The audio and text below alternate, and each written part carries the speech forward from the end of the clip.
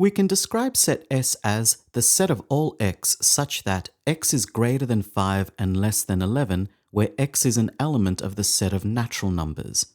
In other words, this set contains all of the natural numbers between 5 and 11, with both 5 and 11 excluded. Therefore, in roster notation, this set can be represented as a set containing the elements 6, 7, 8, 9, and 10 only, as shown here. This set is equivalent to the set in option D. Both sets have the same elements in them, the elements are just listed in a different order. Hence, the answer to this question is option D.